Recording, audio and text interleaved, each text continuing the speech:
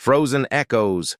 The last note faded into nothingness, much like everything else in Dominic Everett's life. He sat motionless at the grand piano, fingers hovering above ivory keys that had remained untouched for nearly 2 years. Outside, Vienna continued its eternal waltz of culture and music. But inside his 19th-century estate, time had stopped the day Eleanor died. Dominic closed the piano lid with deliberate gentleness, a stark contrast to the storm raging within him. At 45, the composer who had once filled concert halls across Europe now couldn't bear to hear even the simplest melody. His reflection in the polished ebony surface showed a man he barely recognized, silver threading through once dark hair, deep lines etched around eyes that had forgotten how to shine. "Mr. Everett?" His housekeeper, Mrs. Weber, stood at the doorway, her voice barely disturbing the thick silence. Professor Holloway from the conservatory called again. "He insists on speaking with you regarding the assistant position." Dominic didn't turn. "Tell him what I've told him the last 3 times. I have no interest in taking on students or assistants. He says the conservatory board voted unanimously. The endowment requires you to mentor at least 1 student this year, or they'll have to reassign the funds." "Yes, I'm aware." Dominic finally stood, straightening his perfectly pressed shirt. "Let them. Money means nothing to me now." Mrs. Weber, who had managed his household for 15 years, pressed her lips together. "The young woman they've selected? She's quite talented, I understand." "Different, but talented. Different." A hint of irritation colored his voice. "You mean unrefined, amateur. Exactly what I don't need disturbing my peace." "Perhaps some disturbance would be welcome in this mausoleum," Mrs. Weber muttered, then quickly composed herself. "Forgive me, sir. That was inappropriate." Dominic moved to the wall of windows overlooking the garden, where Eleanor had once planted roses in every shade of red. Now the gardener maintained them with mechanical precision, but without her touch, they seemed like perfect imitations of living things. 2 years ago, I was completing my symphony. Eleanor was planning our summer in Salzburg. His voice was distant, as if reciting facts about someone else's life. "Now I can't hear music without feeling physical pain. What exactly could I offer a student?" "With respect, sir," Mrs. Weber said, "perhaps it's not about what you can offer, but what might be offered to you." Dominic turned, a sharp retort ready on his lips. But something in the elderly woman's eyes, concern, not pity, stopped him. He sighed. "1 meeting. I'll speak with this." "What's her name?" "Nora Winters. I'll meet with Ms. Winters once. Then Professor Holloway and the board will understand why this arrangement is impossible." As Mrs. Weber nodded and withdrew, Dominic returned to the piano. He placed his palm flat against the closed lid, feeling the ghost of vibrations from compositions long silenced. Some voids couldn't be filled, some music never restored. Of this he was certain. Unexpected melody. The conservatory's grand hall buzzed with activity as students rushed between classes, instrument cases bumping against shoulders. In a small practice room tucked away from the main corridor, Professor Holloway watched as Nora Winters coaxed impossibly tender notes from her violin, her eyes closed, body swaying slightly. When the last vibration faded, he cleared his throat. That was Dominic Everett's nocturne for Eleanor, wasn't it? Though I've never heard it interpreted quite so freely. Nora opened her eyes, tucking a strand of copper hair behind her ear. At 28, she was older than most conservatory students, a fact that often made her feel out of place among her technically perfect but emotionally restrained peers. "The original is beautiful," she said, lowering her violin, but it felt like it was missing something, like he was holding back when he wrote it. Professor Holloway's eyebrows rose. "Interesting observation, and precisely why you're perfect for this assignment." "You still haven't told me what this mysterious assignment actually is," Nora said, carefully placing her violin, a second-hand instrument with a warm, rich tone that had chosen her as much as she had chosen it, into its worn case. "You'll be assisting Dominic Everett for the next 3 months." Nora nearly dropped the bow she was rosing. "Dominic Everett? The Dominic Everett? The man hasn't performed or published in 2 years. Everyone says he's become a recluse. Everyone is correct. After his wife's death, he withdrew completely. The music world has essentially given him up for lost. Holloway handed her a folder. But his endowment stipulates he must mentor at least one student annually. This year, that student is you. Nora flipped through the folder. Sheet music, articles, a brief biography. Why me? I'm hardly the conservatory's star pupil. Wouldn't someone more technically accomplished? Technical accomplishment is precisely what Dominic Everett doesn't need, Holloway interrupted. He surrounded himself with perfection and silence.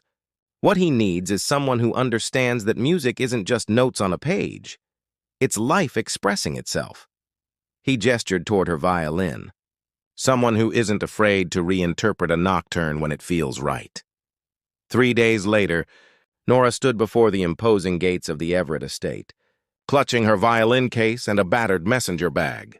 The stone mansion loomed against the autumn sky like a monument to faded glory. Taking a deep breath, she pressed the intercom button. Mrs. Weber answered the door, her assessing gaze taking in Nora's simple dress and weathered boots before offering a tentative smile. Ms. Winters, I presume? Please come in. Mr. Everett is waiting in the music room. Nora followed the housekeeper through hallways adorned with priceless artwork and antique furniture that seemed trapped under a layer of stillness. The air itself felt heavy, as if the house were holding its breath. When they entered the music room, Dominic Everett stood with his back to them, gazing out the window. Without turning, he spoke, his voice carrying the precise diction of someone accustomed to being listened to without having to raise his voice. Ms. Winters, I understand the conservatory thinks highly of your unique interpretations. Nora set down her case. That's a polite way of saying I don't always follow the rules, Mr. Everett. This prompted him to turn, surprise briefly flickering across his features, perhaps at her candor or perhaps at her appearance. Whatever he had expected, the woman before him with her untamed hair and direct gaze wasn't it. Rules exist in music for a reason, he said coolly. Structure, discipline, tradition. And breaking them exists for a reason too, she countered. Expression, evolution, life. Something dangerous flashed in his eyes. You speak of life quite confidently for someone who has experienced so little of it. Instead of withdrawing, Nora smiled, a genuine warm smile that seemed wildly out of place in the austere room. Maybe, but I've never stopped living it either. She gestured toward the shrouded piano. May I? Before he could refuse, she crossed to the instrument and lifted the cover with a reverence that momentarily silenced his objection. Her fingers hovered over the keys, not touching, simply feeling the potential energy that emanated from them. This is a Bosendorfer Imperial, she breathed. I've only ever seen one in photographs. Despite himself, Dominic felt a flicker of something long dormant, pride, perhaps, or simply recognition of someone who understood the instrument's significance. It was a gift. From the Vienna Philharmonic. After your symphonic suite in D minor premiered, Nora nodded. I heard a recording once. It made me cry in the middle of a crowded cafe. Very embarrassing. For a moment, the ghost of a smile touched Dominic's lips before vanishing. Ms. Winters, I agreed to this meeting as a courtesy to Professor Holloway. However, I have no intention... Nora's fingers suddenly pressed down, releasing a single perfect note that seemed to vibrate through the stillness of the house. Both of them froze, as if she had broken something precious. But she hadn't broken anything.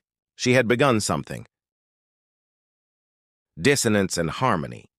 2 weeks into their unlikely arrangement, Dominic found himself increasingly bewildered by his new assistant. Nora Winters defied every expectation, every attempt at categorization. She arrived each morning with the same unflagging energy, often humming melodies he didn't recognize, street songs, folk tunes, improvised fragments that seemed to materialize from the air itself. Today, he watched from his study doorway as she organized his extensive music library, sorting through compositions with methodical care despite her outwardly chaotic demeanor. When she discovered a rare handwritten score by Schubert, she gasped with such genuine delight that Dominic almost smiled. You handle these as if they're alive, he observed. Entering the room, Nora looked up, apparently unsurprised by his presence. "They are alive, just dormant." She carefully returned the Schubert to its proper place. "Like seeds waiting for spring." Dominic frowned. "Music doesn't exist without performance. These are just ink on paper." "Is that why you stopped composing?" "Because you believe the music dies when the performance ends." Nora tilted her head, studying him with uncomfortable perception. "I don't think you believe that at all." "You presume to know what I believe?" "I presume nothing. I observe." She tapped her temple. "Perfect pitch extends to people too, sometimes. I can hear when something's out of tune in what someone says." Dominic bristled. "Your assignment, Ms. Winters, is to assist with archiving my previous works, not psychoanalyzing me." "Actually, my assignment was to be mentored by you," she corrected gently. "So far, all I've learned is how to properly archive sheet music and how many different ways a person can avoid talking about the thing that defines them." The tension between them thickened. Since her arrival, Nora had methodically dismantled the carefully constructed walls of silence he'd built. She played recordings in the kitchen when she thought he wasn't near. She hummed while working. And twice he'd caught her sitting at his piano, not playing, just sitting, as if communing with it. "Perhaps it's time we clarified our arrangement," Dominic said stiffly. "I will provide you with technical guidance and access to my library. In return, you will respect my boundaries." "Which boundaries are those? The ones around this house or the ones around your heart?" Her directness was startling. "Music isn't just about technical guidance, Mr. Everett. You know that better than anyone." Before he could respond, Mrs. Weber appeared with afternoon tea. "Pardon the interruption. Professor Holloway has called again about the spring showcase. He's requesting confirmation that Ms. Winters will be performing." "Performing what exactly?" Dominic asked. Mrs. Weber glanced between them. "I believe he mentioned an original composition. A collaborative piece." Nora had the grace to look slightly embarrassed. "I may have mentioned we were working on something together." "We most certainly are not," Dominic said sharply. "Not yet," Nora corrected. "But we have 3 months, and you've composed some of the most beautiful music of our generation. Surely there's something unfinished we could—" "There is nothing unfinished." The lie tasted bitter on his tongue. The symphony he'd been writing when Eleanor died, his masterpiece, she had called it, remained locked in his desk drawer, half completed and abandoned. That evening, after Nora had gone, Dominic found himself drawn to his piano for the first time in months. He didn't play, couldn't bring himself to touch the keys, but he noticed something different. A small potted plant sat atop the glossy surface, vibrant green leaves reaching toward sunlight. Beside it lay a note in Nora's distinctive handwriting. Music and plants both need 3 things: attention, patience, and the courage to grow toward light. "See you tomorrow." Dominic stared at the plant for a long while. Then, to his own surprise, he adjusted its position slightly to ensure it received the best light from the nearby window. A week later, during a particularly intense discussion about Beethoven's late quartets, their philosophical differences erupted into outright argument. You can't possibly compare Beethoven's work before and after his deafness as if they're created by the same composer, Dominic insisted. They're fundamentally different in structure and emotional content. "Exactly!" Nora exclaimed. "That's precisely my point. His deafness didn't end his music. It transformed it. His greatest works came after his greatest loss." The parallel hung in the air between them, unspoken but unmistakable. Nora continued more gently. "Loss changes the music, Mr. Everett. It doesn't silence it." That night, after she'd gone home, Dominic found himself drawn to the desk drawer that contained his unfinished symphony. For the first time in 2 years, he unlocked it, fingers trembling slightly as he spread the pages across his desk. The notes stared back at him, incomplete, waiting. Seeds, as Nora would say, dormant but alive. Crescendo, the morning began like any other, until it didn't. Dominic was reviewing correspondence in his study when he heard it. Piano music. Not a recording, but live notes floating through the house, hesitant at first, then gaining confidence. Someone was playing his piano. He moved silently through the hallway, fury rising with each step.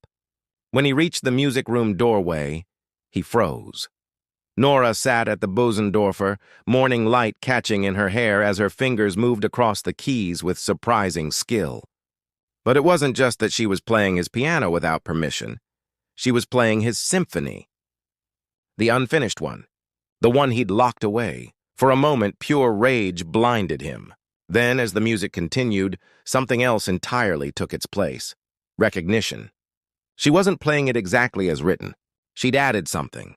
A counter-melody that wound through his original composition like a silver thread through tapestry. It was different, lighter, and yet it captured the essence of what he'd been trying to express. When she reached the point where his manuscript ended, she didn't stop.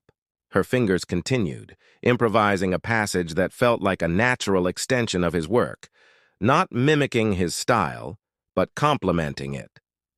A conversation between two distinct musical voices. How dare you? His voice barely carried over the music. Nora's hands stilled immediately. She turned, face flushed with the exhilaration of creation, and then paling as she registered his expression. Mr. Everett, I can explain. You went through my private papers. Each word emerged precisely, controlled, though he felt anything but controlled. The symphony was on your desk, she said quietly. I came early to prepare for our session, and I saw it there. Open. Dominic recalled leaving the manuscript out the night before, something he would never normally do.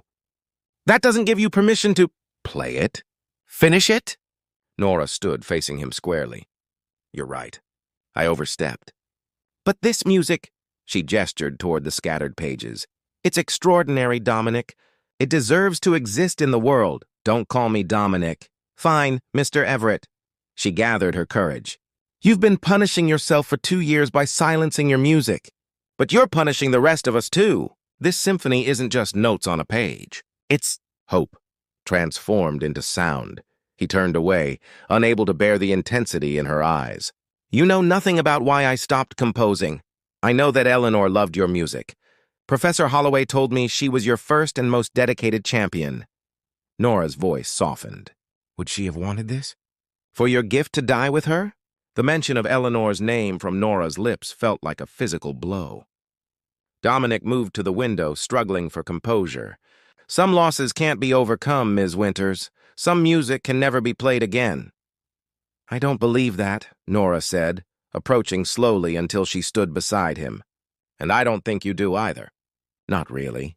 They stood in silence, watching raindrops begin to pattern the garden pathways. Finally, Dominic spoke. The transition you added between the third and fourth movements, it wasn't what I had planned. Oh. Nora's shoulders fell slightly. I'm sorry if It was better, he interrupted. More organic. It resolves the tension without sacrificing the underlying dissonance.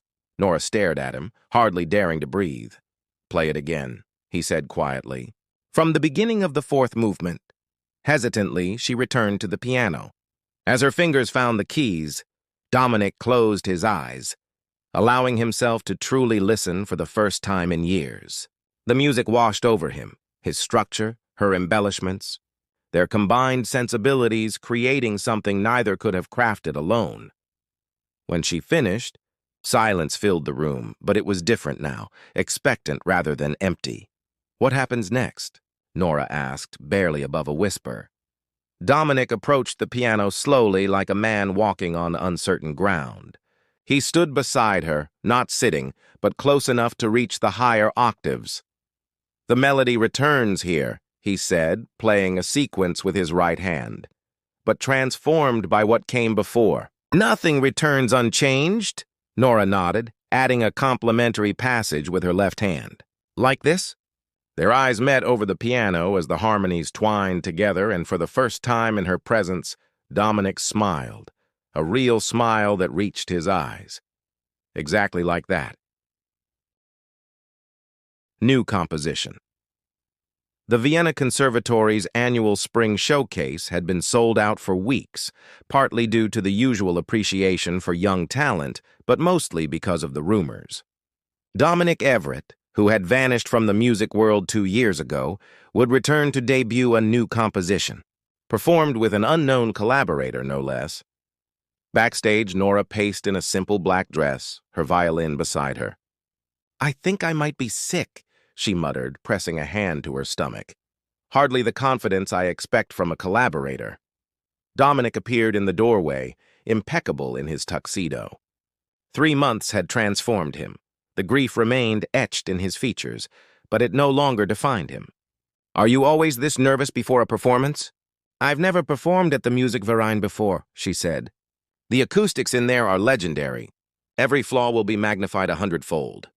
"There will be flaws," Dominic acknowledged, straightening his cuffs. "There are always flaws in live performance. That's what makes it alive." Nora stopped pacing, startled by this perspective from a man once known for demanding perfection. "That's surprisingly zen of you, Mr. Everett." "Dominic," he corrected quietly. Their eyes met, acknowledging the shift that had occurred between them, from reluctant mentor and student to something less definable but infinitely more meaningful. Partners, perhaps, or two travelers who had helped each other navigate difficult terrain. "Dominic," she repeated, testing the name. "I'm still terrified." He moved closer, adjusting the position of her violin on the nearby table with practiced precision. "Do you know what Eleanor said before my first major premiere?" Nora shook her head. She said, "Remember, the audience isn't here to judge you. They're here to witness something being born." "I've never forgotten that." His voice grew softer. "Until you came along, I'd forgotten how to give birth to anything new." Professor Holloway appeared at the door. "5 minutes, please." As they prepared to take the stage, Dominic touched Nora's elbow lightly. "Whatever happens out there, I need you to know something. You were right, that first day. I wasn't just grieving Eleanor. I was afraid." "Afraid of what?" "Of creating music in a world without her. Of discovering I could still find beauty when she was gone." His eyes held a vulnerability she'd never seen before. "Thank you for showing me it's possible." The symphony they performed that night, Rebirth in Spring, began with Dominic's original themes of loss and remembrance, then evolved through Nora's contributions into something neither tragic nor triumphant, but honestly, authentically human. Piano and violin conversed, argued, supported, and ultimately elevated each other in a musical dialogue that held the audience spellbound. When the final note faded, there was a moment of complete silence, that precious space between experience and response, before the hall erupted in thunderous applause. As they stood acknowledging the ovation, Dominic squeezed Nora's hand. "What happens now?" she whispered, echoing her question from weeks earlier. "Now?" A smile touched his lips. "Now we begin the next composition." 6 months later, Dominic Everett's renaissance was the talk of the classical music world. He had accepted a limited teaching position at the conservatory, focusing on compositional innovation rather than technical perfectionism. His students adored him not despite, but because of his unorthodox approach, his insistence that music must breathe, evolve, and sometimes break its own rules to remain alive. Nora continued her studies, but increasingly performed her own compositions alongside established works. Critics noted her unique voice, technically imperfect at times, but possessing an emotional authenticity that left audiences transformed. On summer evenings, neighbors passing the Everett estate often paused, drawn by music floating from open windows, piano and violin intertwining, occasionally punctuated by laughter or heated discussion. The garden, once maintained with mechanical precision, now grew with creative wildness, roses of every color climbing alongside new plantings. Inside, 2 musicians worked side by side at the Bösendorfer, revising a passage in their latest collaboration. Their shoulders touched occasionally as they played, comfortable in a closeness that had evolved naturally over time. "It's still not quite right," Dominic frowned at the manuscript. "It will be," Nora said with characteristic optimism. "We'll find it together." He studied her face, the focus in her eyes, the slight furrow of concentration between her brows, and marveled at how this woman had dismantled his carefully constructed isolation simply by refusing to accept its permanence. Eleanor would have liked her, he realized. Not as a replacement, no one could ever be that, but as the person who helped him discover that his heart, like his music, could be both faithful to what came before and open to what might yet be. Yes, he agreed, turning back to the piano. I believe we will. Outside, twilight deepened into evening as the music continued, two distinct voices creating a single, evolving harmony that filled the once silent house and spilled out into the waiting world.